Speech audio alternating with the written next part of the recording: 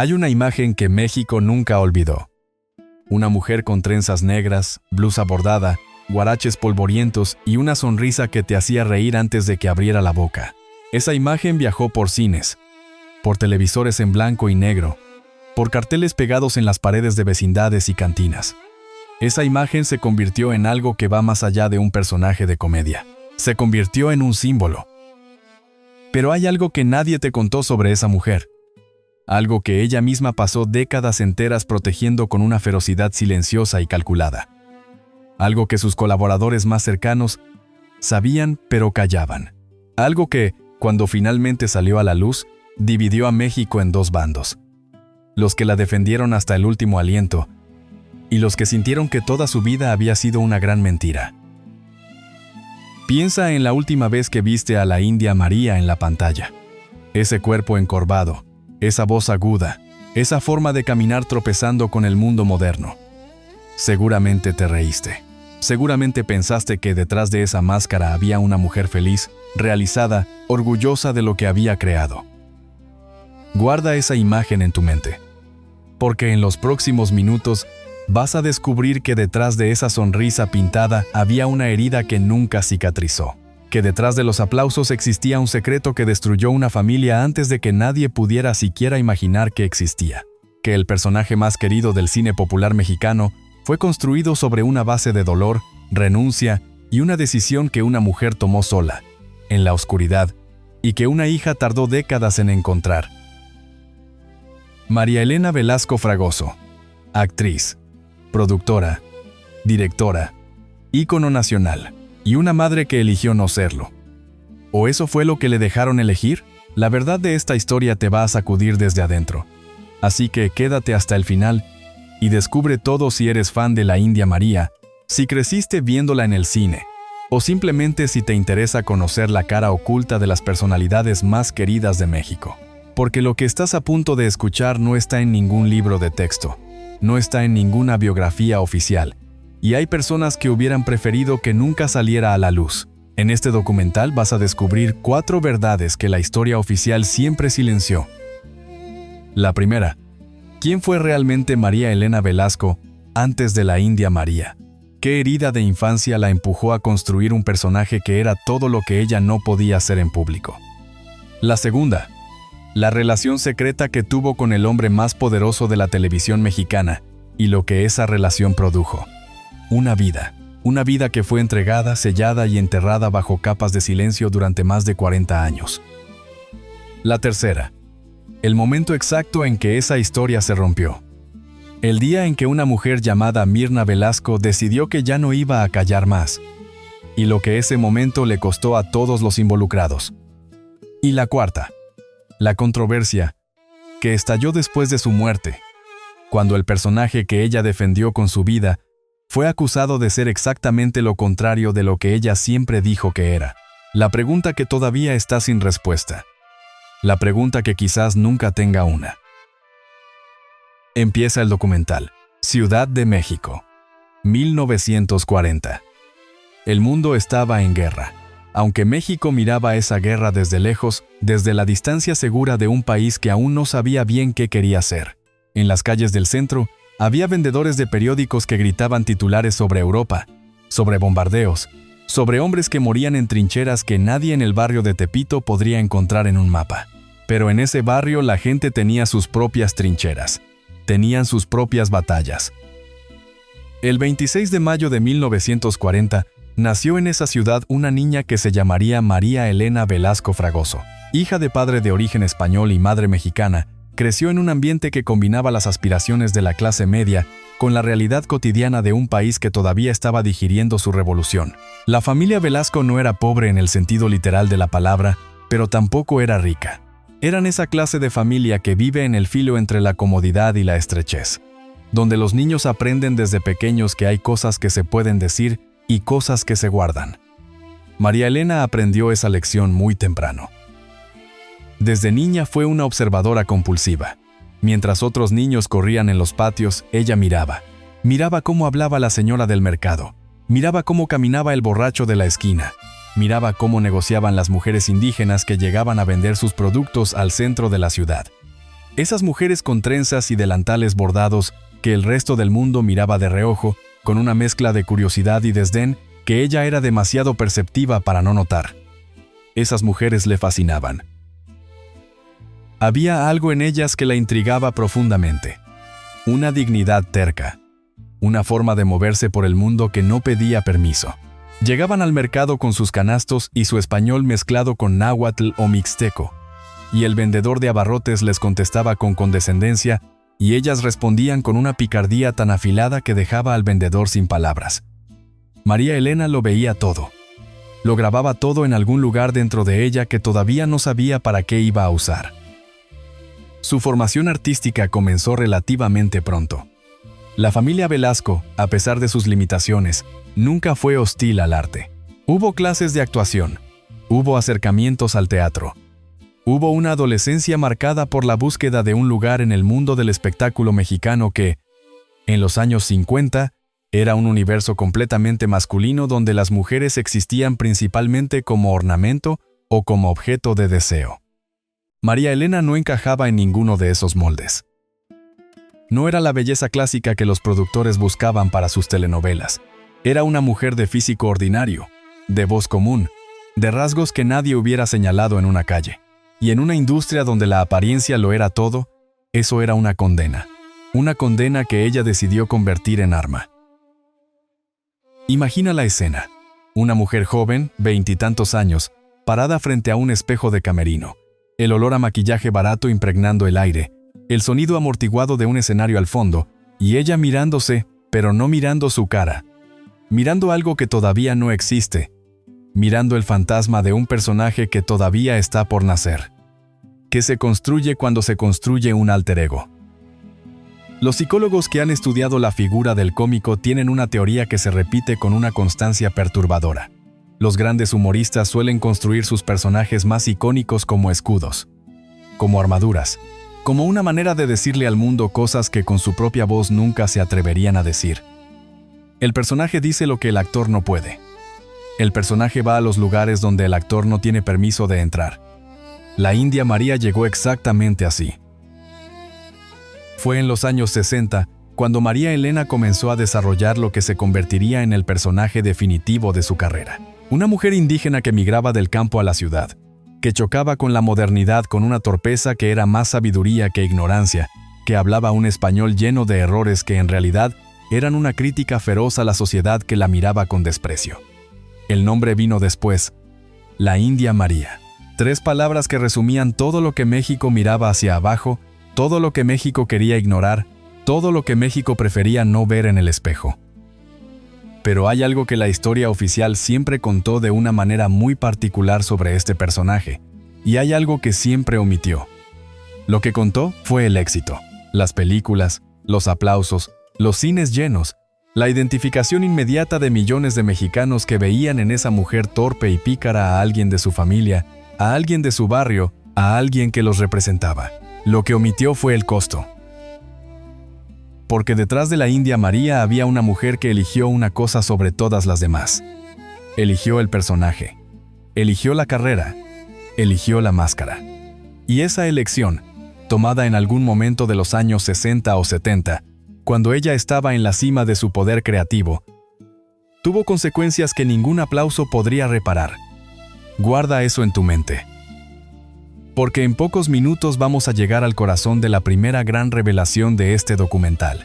Y cuando lleguemos ahí, vas a entender por qué esta mujer pasó décadas construyendo muros alrededor de su vida privada con una obsesión que iba mucho más allá del pudor o la timidez. Pero primero hay que entender el México que la formó. Hay que entender el contexto en el que se movía, el aire que respiraba, las reglas no escritas que gobernaban la vida de una mujer en la industria del entretenimiento mexicano en los años en que ella construyó su leyenda. El México de los años 60 y 70 era un país en ebullición. Por un lado, el milagro económico, ciudades que crecían, clases medias que emergían, televisiones que aparecían en los hogares de familias que años antes no tenían ni refrigerador. Por otro lado, la represión del 68, el movimiento estudiantil aplastado en Tlatelolco, Una sociedad que aprendía a vivir con la contradicción de un desarrollo económico que convivía con una violencia política sistemática. En ese México, ser mujer en el espectáculo implicaba navegar un laberinto de reglas no escritas. El productor que esperaba favores. El director que confundía el ensayo con otra cosa. La industria entera construida sobre una economía de intercambios que nadie nombraba abiertamente, pero que todos conocían. Las actrices que llegaban al estrellato lo hacían casi siempre con el peso de alguna deuda que no estaba en ningún contrato. María Elena Velasco fue una excepción. Pero las excepciones tienen un precio. Ella construyó su carrera con una autonomía que era casi insólita para la época. Produjo sus propias películas, dirigió sus propios proyectos, controló su imagen con una firmeza que dejaba a los productores masculinos sin margen de maniobra. Era una empresaria antes de que ese término existiera en el vocabulario de la industria mexicana del entretenimiento. Pero esa autonomía también tenía sus sombras. Una mujer que controla todo lo que puede ser visto también tiene que controlar todo lo que no puede ser visto. Y hay cosas que, por más control que tengas, terminan escapándose. Ahora bien, hay algo que muy pocos saben sobre la vida de María Elena Velasco, en los años en que la India María se convirtió en un fenómeno nacional. Algo que involucra a un hombre muy poderoso, un hombre cuyo nombre todavía hoy hace que ciertas personas en la industria del entretenimiento mexicano bajen la voz cuando se menciona. ¿Quién era ese hombre? ¿Qué papel jugó en la vida de María Elena Velasco? ¿Y por qué su nombre aparece ligado a uno de los secretos más perturbadores de la historia del espectáculo mexicano? Sigue viendo, porque en los próximos minutos vas a entender todo. Para los años 70, la India María era ya una institución. Las películas llegaban y los cines se llenaban con una puntualidad que dejaba perplejos a los críticos que no terminaban de entender el fenómeno. Los mismos críticos que escribían sobre el cine de autor europeo, que celebraban a Bergman y despreciaban lo popular, miraban con una mezcla de incomprensión y condescendencia la fila de gente humilde que hacía cola para ver a esa mujer con trenzas meterse en líos cómicos en la Ciudad de México o en el extranjero. Pero la gente seguía yendo. Películas como El nido de las águilas, Tonta, pero no tanto, Se equivocó la cigüeña.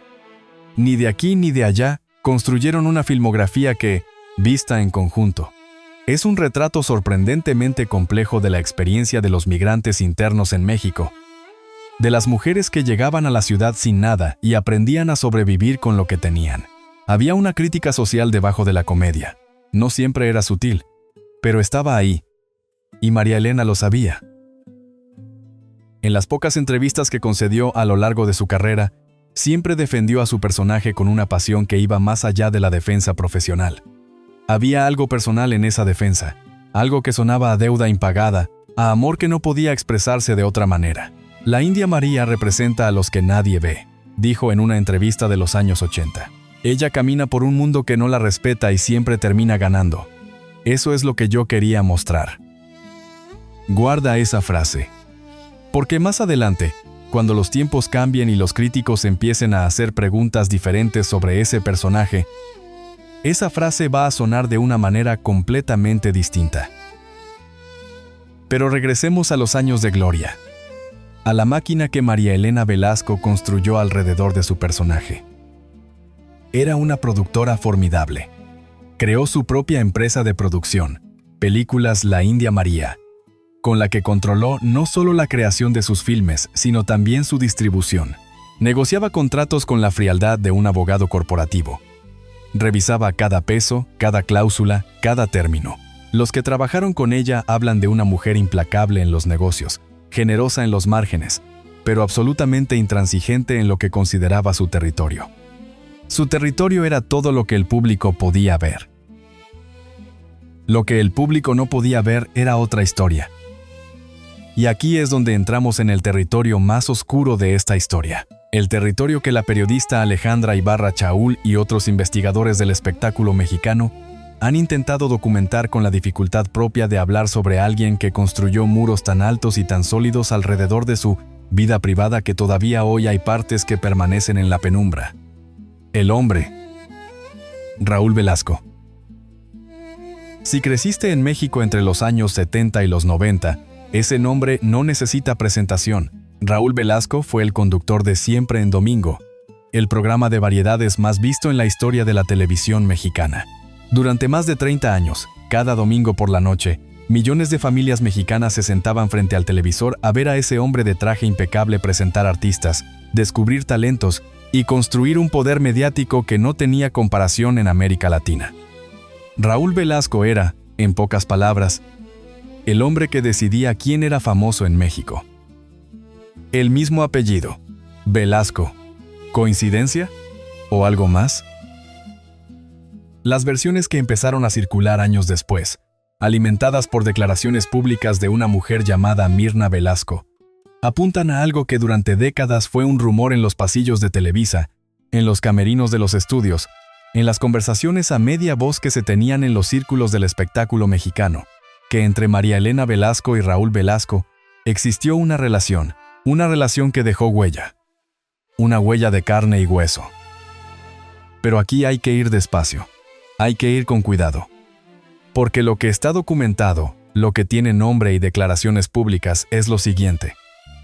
Una mujer llamada Mirna Velasco apareció en medios de comunicación afirmando ser hija de María Elena Velasco. Su versión sostiene que nació producto de una relación entre la actriz y alguien del medio artístico, y que fue entregada en adopción inmediatamente después de nacer, que creció sin saber quiénes eran sus padres biológicos, que cuando descubrió la verdad, intentó establecer contacto con su madre, y que ese contacto nunca llegó a nada. Imagina esa escena. Una mujer adulta que descubre que su madre es uno de los íconos más reconocibles de México, que la cara que vio en todos los afiches, en todas las portadas, en todos los televisores de su infancia, era la cara de la mujer que decidió no criarla. ¿Qué hace uno con eso? ¿Cómo se procesa una información de ese calibre? Mirna Velasco eligió hablar. Y lo que dijo cuando habló sacudió los cimientos del mito de la India María de una manera que ningún crítico cultural había logrado hacer. Pero antes de llegar ahí, hay algo más que necesitas saber sobre el mundo en que se movía María Elena Velasco. Algo sobre la época, sobre lo que significaba en los años 60 o 70 ser una mujer soltera en el espectáculo mexicano y quedar embarazada. El aborto era ilegal. La sociedad mexicana era profundamente católica. Una actriz que quedaba embarazada fuera del matrimonio enfrentaba el final de su carrera, el escándalo público, la condena social de una industria que celebraba la moral en los escenarios y la pisoteaba en los camerinos. Las opciones eran pocas y todas terribles. Se podía casar rápido, con quien fuera. Se podía desaparecer temporalmente y volver diciendo que el bebé había muerto, o se podía entregar al bebé. Y lo que la versión de Mirna Velasco sostiene es que María Elena Velasco eligió la tercera opción, que entregó a su hija y que pasó el resto de su vida construyendo muros alrededor de esa decisión con la misma energía obsesiva con la que construyó todo lo demás en su vida. ¿Era una monstruo o era una víctima de su tiempo? Guarda esa pregunta, porque vamos a volver a ella. Pero hay algo en esta historia que todavía no te he contado. Algo que cambia completamente la forma de leer todo lo que acabas de escuchar. Hay una pregunta que los investigadores que han revisado este caso se han hecho durante años y que nadie ha podido responder con certeza absoluta. ¿Fue la decisión de María Elena Velasco genuinamente libre? ¿O hubo alguien más detrás de esa decisión? ¿Alguien con suficiente poder como para que una mujer, por más fuerte que fuera, no tuviera otra opción? Lo que vamos a ver a continuación cambia todo. Para entender lo que puede haber ocurrido en esa época, hay que entender la estructura de poder de la televisión mexicana en los años 60 y 70. Televisa, el consorcio mediático que controlaba prácticamente todo el entretenimiento en México, era una empresa dirigida con la lógica de un feudo medieval. Emilio Azcárraga Milmo, conocido como el Tigre, era su dueño y señor absoluto. Una frase suya se volvió tristemente célebre. Somos del PRI y de la nación. Esa era la filosofía que gobernaba la empresa. Los artistas que querían trabajar en Televisa firmaban contratos de exclusividad que los ataban de pies y manos. Los que intentaban romper esos contratos descubrían lo que significaba tener como enemigo al hombre que controlaba lo que México veía en televisión. En ese universo, Raúl Velasco era un poder dentro del poder. Conductor estelar de Siempre en Domingo desde 1969 hasta 1998, Raúl Velasco tenía la capacidad de lanzar o hundir una carrera con una sola decisión editorial. Los artistas latinoamericanos que querían el mercado mexicano necesitaban aparecer en su programa. Los que se ganaban su simpatía tenían garantizado el éxito. Los que se ganaban su enemistad desaparecían del mapa. Era, en términos coloquiales, intocable. Y aquí entra la pregunta que nadie se ha animado a responder con claridad. Si Raúl Velasco efectivamente tuvo una relación con María Elena Velasco, y si de esa relación nació una niña, ¿quién tenía el poder en esa ecuación? Piénsalo. Una actriz que, por más exitosa que fuera en el cine, dependía de su visibilidad mediática para mantener viva su carrera. Un conductor que controlaba esa visibilidad, una industria que castigaba a las mujeres que rompían con las expectativas morales de la época. Una sociedad que miraba hacia otro lado cuando los poderosos hacían lo que les venía en gana, siempre y cuando nadie lo dijera en voz alta. El silencio tiene arquitectura. Está construido con miedo, con conveniencia y con la conciencia clara de quién pierde más si la historia se cuenta. María Elena Velasco nunca habló públicamente sobre Raúl Velasco en términos personales. Nunca lo mencionó en ninguna entrevista como algo más que un colega de la industria. Nunca confirmó ni desmintió los rumores. Y cuando los rumores se convirtieron en declaraciones públicas de una mujer que decía ser su hija, su respuesta fue el silencio más absoluto. Ese silencio lo dijo todo. O quizás no dijo nada. Quizás ese silencio era simplemente el de alguien que había aprendido a vivir con una herida que sabía que no podía sanar en público. Pero sigamos. Porque mientras todo esto ocurría en las sombras de su vida privada, en el escenario público la India María seguía creciendo. Seguía siendo amada. Seguía siendo el personaje que millones de mexicanos llevaban en el corazón como una bandera de identidad popular. Y aquí hay algo que vale la pena detenerse a pensar. El personaje de la India María era, en su esencia, una mujer que sobrevivía. Una mujer que el mundo quería aplastar y que siempre encontraba la manera de salir adelante. Una mujer que era humillada, ignorada, subestimada, y que al final de cada historia terminaba siendo más lista que todos los que la habían despreciado. ¿Era eso una metáfora? ¿Era María Elena Velasco hablando de sí misma a través de su personaje? ¿Estaba construyendo en la pantalla el triunfo que en su vida personal le había sido negado? Los actores hacen eso. Los grandes actores, los que construyen personajes que duran décadas, casi siempre están hablando de sí mismos a través de la ficción. Están procesando en la pantalla lo que no pueden procesar en la vida. Están diciéndole al mundo, en código, cosas que en texto llano nunca se atreverían a decir. La India María siempre ganaba al final. María Elena Velasco no siempre tuvo esa misma suerte.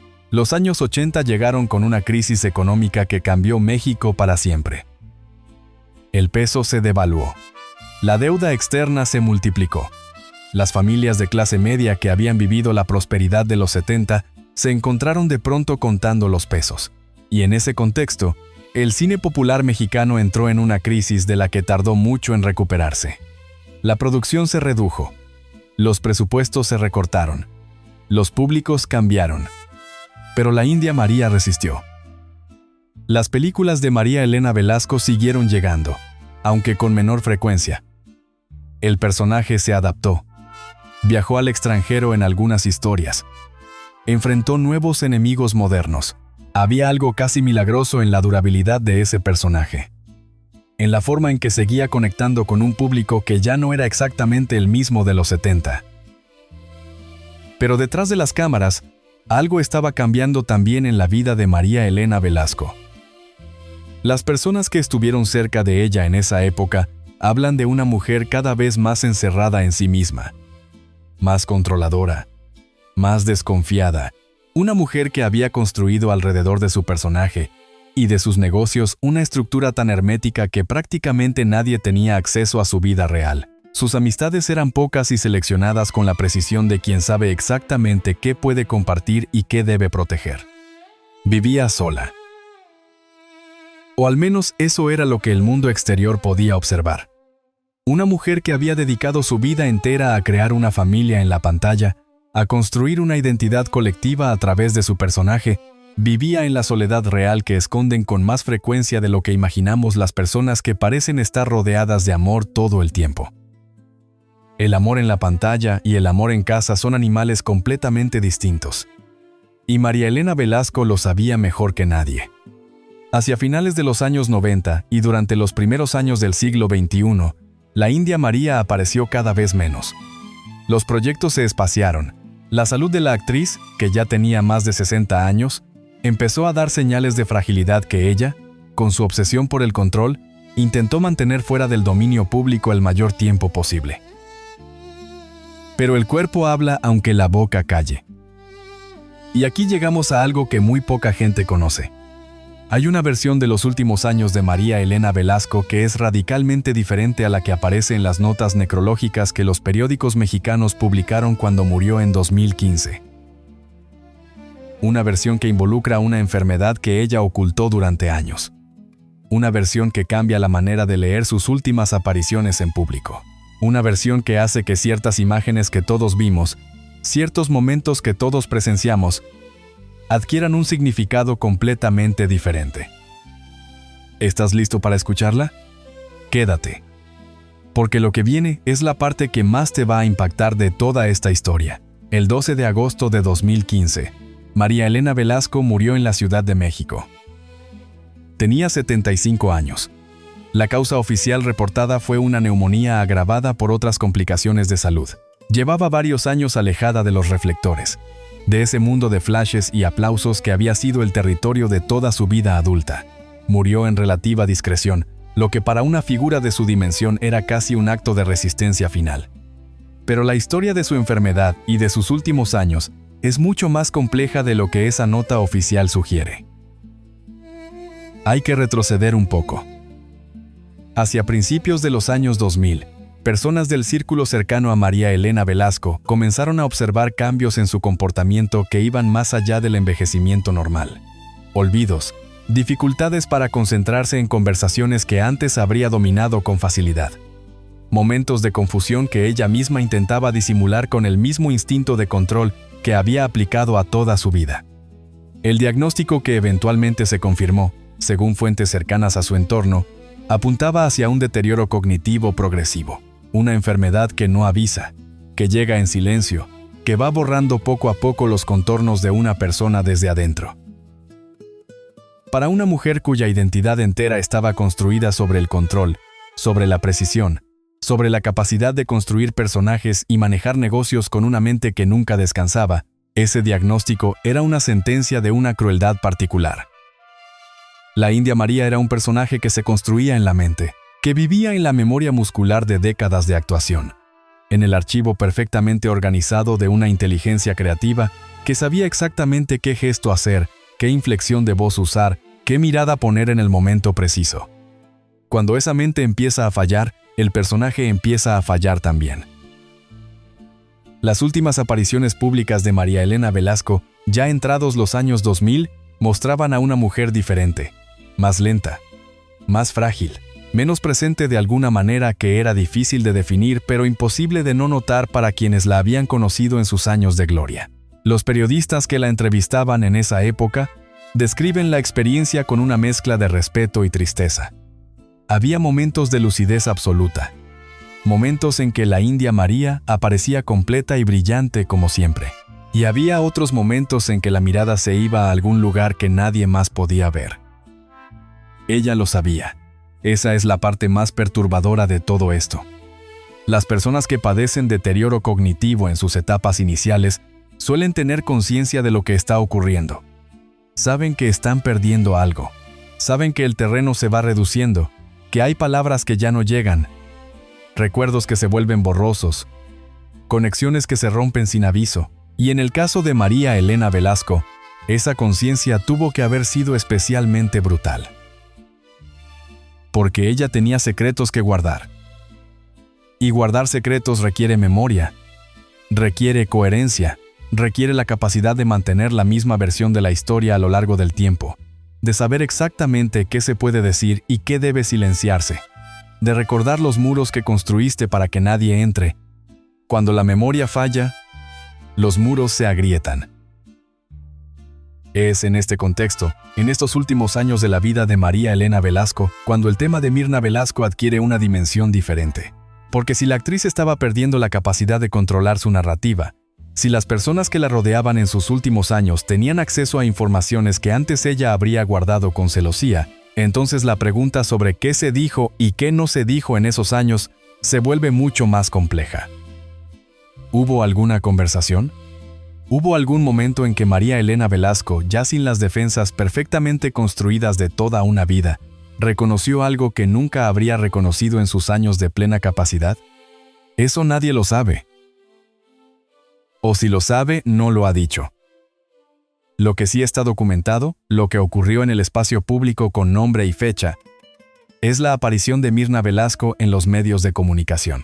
Una mujer que llegó con una historia que sonaba a melodrama pero que tenía la textura de algo vivido, de algo que había costado años de procesamiento y decisiones difíciles antes de convertirse en declaraciones públicas. «Soy hija de la India María», dijo Mirna. Y México se detuvo un segundo. La industria del espectáculo mexicano, que conoce mejor que nadie los ritmos del escándalo, procesó esa declaración con la velocidad de quien ha visto muchas veces antes cómo funciona este tipo de historia. Primero el impacto, después la duda, después la búsqueda de corroboración. Después, si la corroboración no llega de forma clara, el escepticismo. Y de parte de María Elena Velasco, lo que llegó fue silencio. Silencio absoluto. El mismo silencio que había mantenido durante toda su vida sobre todo lo que importaba de verdad. Ese silencio fue interpretado de muchas maneras. Algunos lo leyeron como negación tácita. Si fuera verdad, algo habría dicho. Otros lo leyeron exactamente al revés. El silencio de alguien que sabe que cualquier cosa que diga va a ser peor que callar.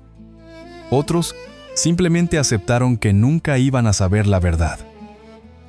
Pero hay algo que todos los que han seguido esta historia de cerca señalan con insistencia. La forma en que Mirna Velasco hablaba de la India, María, no sonaba a mentira, sonaba a dolor. Y el dolor tiene un acento que es muy difícil de falsificar. Para entender lo que Mirna Velasco sostuvo públicamente, hay que escucharla con atención. Según su versión, nació en los años 60 o 70, y fue dada en adopción prácticamente desde que llegó al mundo. Creció con una familia adoptiva sin tener conocimiento de sus orígenes biológicos, la búsqueda de su identidad. Ese proceso que los adoptados conocen bien y que puede durar toda una vida, la llevó eventualmente a descubrir quiénes eran sus padres biológicos. Y lo que descubrió era, en el contexto mexicano, casi imposible de procesar. Que su madre era la India María, que el apellido Velasco que llevaba no era casualidad, que había nacido en un momento en que su existencia era incompatible con la carrera de la mujer que la había traído al mundo. Mirna intentó el contacto. Distintas versiones de la historia difieren en los detalles. ¿Cuántas veces intentó comunicarse? ¿Por qué medios? ¿Quiénes estaban involucrados como intermediarios? Lo que todas las versiones coinciden en señalar es que el contacto nunca se concretó de manera que satisficiera a Mirna. Que las puertas que ella tocó permanecieron cerradas, que los muros que María Elena Velasco había construido alrededor de su vida privada eran tan sólidos que ni siquiera una hija podía derribarlos. Imagina la escena.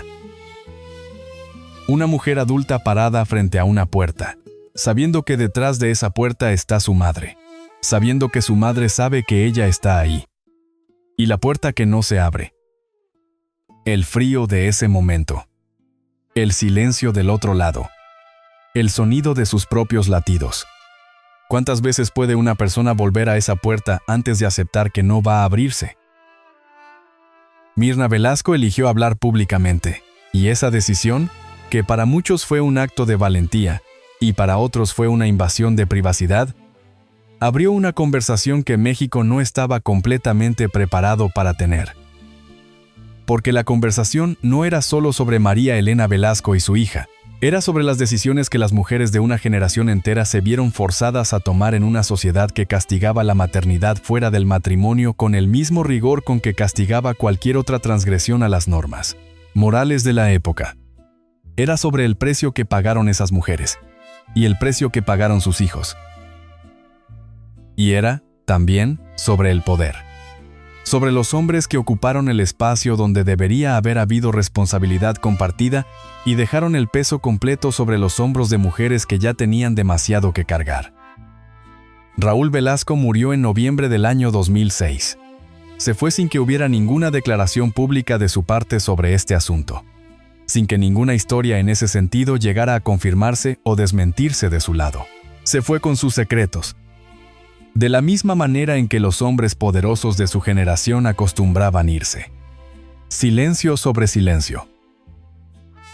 Y entre esos dos silencios, una mujer llamada Mirna.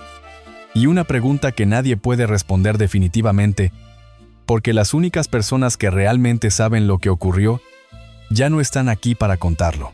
Hasta aquí hemos hablado del secreto personal. Ahora hay que hablar del otro escándalo, el que llegó después de la muerte. Cuando María Elena Velasco murió en agosto de 2015, los homenajes llegaron de todas partes.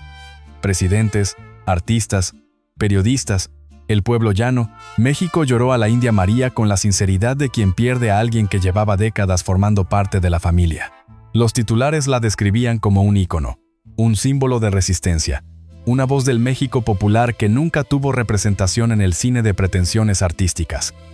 Pero entre los homenajes, había también otras voces.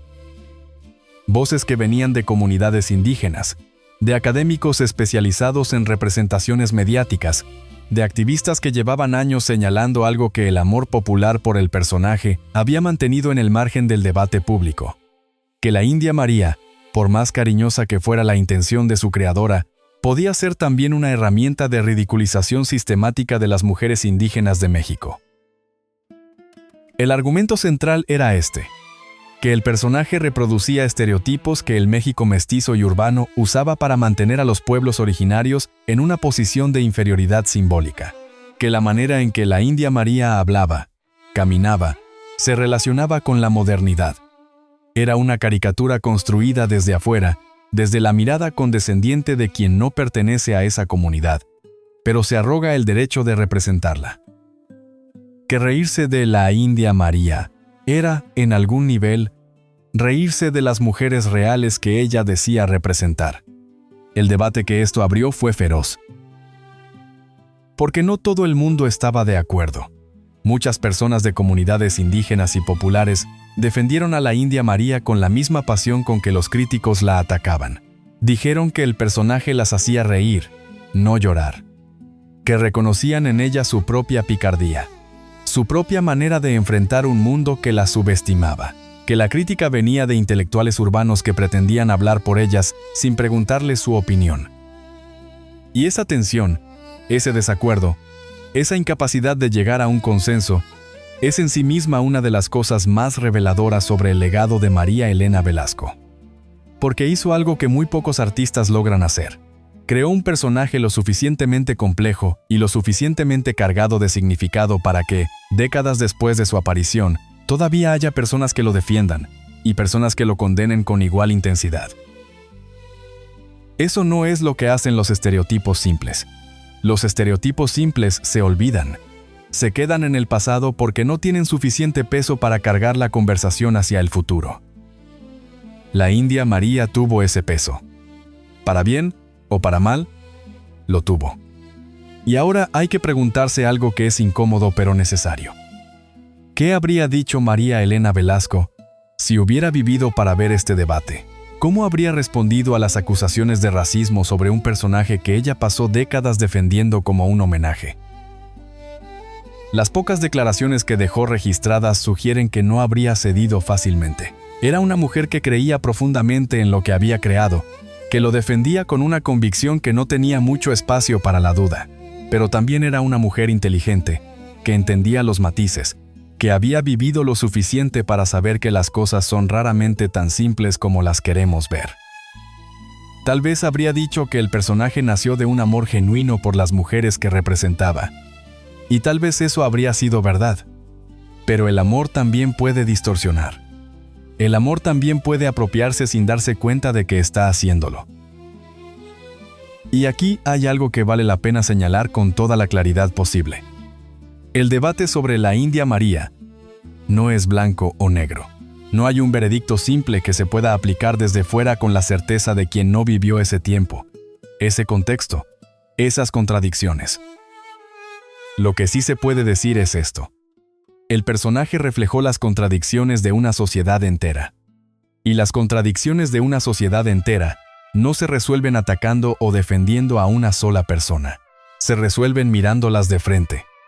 Con honestidad, sin la necesidad de hacer de nadie un villano o un héroe absoluto. Regresemos a María Elena Velasco.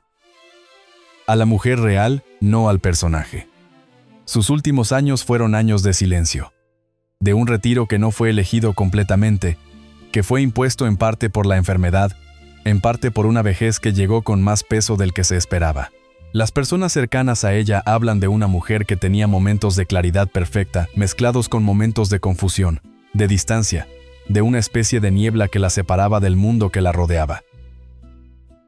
En esos momentos de claridad, ¿qué pensaba? ¿Pensaba en la India María? ¿Pensaba en las películas, en los cines llenos, en ese México de los 70 que ya no existía? ¿Pensaba en Raúl Velasco, que había muerto casi una década antes?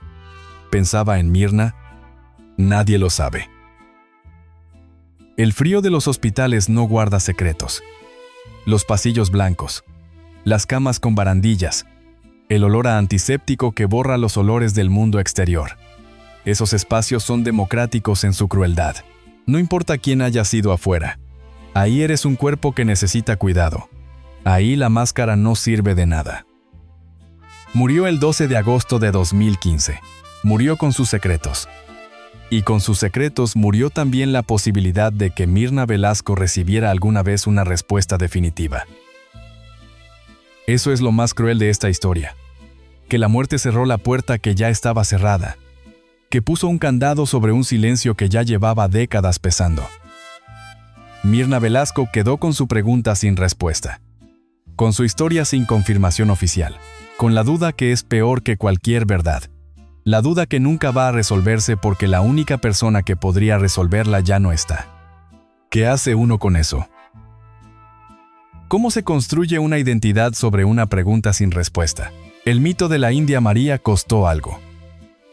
Le costó a México la oportunidad de mirarse en un espejo más honesto durante décadas. Le costó a las mujeres indígenas la posibilidad de verse representadas en el cine popular de una manera que no fuera a través de la mirada de otro. Le costó a María Elena Velasco algo más personal. Le costó la posibilidad de vivir una vida completa. Una vida donde el amor y la carrera no fueran enemigos irreconciliables. Una vida donde una hija pudiera ser una hija y no una amenaza. Le costó a Mirna Velasco 40 años de búsqueda y una madre que nunca abrió la puerta. Esos son precios reales, pagados con vidas reales. Y no hay manera de romantizarlos. Pero tampoco hay manera de simplificarlos. Porque María Elena Velasco no era un monstruo. Era una mujer de su tiempo, atrapada en las contradicciones de su tiempo, tomando decisiones que su tiempo le imponía con una violencia que era sistémica y silenciosa. Una mujer que encontró en el arte la única forma de libertad que le estaba permitida, y que pagó esa libertad con todo lo que no pudo decir en voz alta nunca. El personaje que construyó, la India María, era libre. Tenía la libertad de la pícara, de la tonta que no es tonta, de la que tropieza pero no cae del todo. Era el sueño de una mujer que en su vida real tuvo muy poca libertad para equivocarse sin consecuencias. Hay algo hermoso y algo terrible en eso al mismo tiempo. Y eso que sea hermoso y terrible al mismo tiempo, que no se pueda separar una cosa de la otra, es exactamente lo que hace que la historia de María Elena Velasco sea tan difícil de contar y tan difícil de escuchar. Porque queremos que las personas que amamos sean completamente buenas, Queremos que sus sombras no sean tan oscuras. Queremos poder llevar en el corazón el recuerdo de la India María, sin que ese recuerdo cargue también el peso de Mirna esperando que una puerta se abra. Pero la realidad no funciona así. La realidad te da las dos cosas a la vez: el amor y el abandono, la valentía y la cobardía, el arte que libera y el secreto que encadena. Y la pregunta que te dejo es esta: cuando construimos ídolos, cuando convertimos a personas en mitos, ¿qué estamos dispuestos a ver y qué elegimos no ver? ¿Cuánto del mito necesitamos para que nos ayude a vivir? ¿Y cuánto de la verdad podemos soportar sin que el mito se rompa? La India María sigue ahí, en YouTube, en la memoria colectiva, en el corazón de millones de mexicanos que crecieron riéndose con ella. Ese amor es real. Esa conexión fue real. Y en algún lugar, Mirna Velasco sigue viviendo con una pregunta que nadie va a responderle. Eso también es real. Dos realidades que existen al mismo tiempo, sin que una cancele a la otra, sin que podamos quedarnos solo con la que nos resulta más cómoda. Eso es lo que deja la historia de María Elena Velasco. Una mujer que fue más grande de lo que su tiempo le permitía ser, y más pequeña de lo que el mito quiere recordarla. Una mujer, con todas las contradicciones, las heridas y los secretos que eso implica. La India María vivió en la pantalla como nadie. María Elena Velasco vivió en la sombra como demasiadas. Y entre esas dos mujeres hay una historia que México todavía no ha terminado de contarse a sí mismo. Hay una pregunta que este documental no puede responder por ti. La puede plantear, la puede poner frente a tus ojos con toda la claridad posible, pero la respuesta es tuya. ¿Vale la fama lo que cuesta? Y cuando digo lo que cuesta, no estoy hablando de noches sin dormir, de ensayos agotadores, de la exposición pública que consume la vida privada. Eso lo sabe cualquiera que haya seguido una carrera artística de lejos. Estoy hablando de otra cosa. Estoy hablando del momento en que alguien decide que la carrera vale más que una persona, que el personaje vale más que un hijo, que el mito vale más que la verdad. ¿En qué momento la industria del espectáculo, con sus reglas no escritas y sus presiones sistémicas, convierte a personas en máquinas de producir contenido y les cobra el precio en lo más irreparable? Las relaciones humanas que nunca se tuvieron, los años que no vuelven, los vínculos que se cortaron antes de que pudieran construirse. María Elena Velasco tomó una decisión, o le fue tomada, dependiendo de qué versión de la historia eliges creer, y vivió el resto de su vida con esa decisión cosida al cuerpo, invisible para el público, pero presente en cada silencio, en cada muro, en cada puerta que no abrió. Eso es el precio del mito. Y el mito, para existir, necesita que alguien pague ese precio. Generalmente lo pagan los que no eligieron estar en la historia, los que nacieron dentro de ella sin que nadie les preguntara si querían, los que buscan durante décadas una puerta que no se abre, los que se quedan con la pregunta. María Elena Velasco, la India María, descansa en paz. Y Mirna Velasco sigue buscando la respuesta que solo su madre podía darle. Esa es la historia que nadie quería contar. Ya la escuchaste.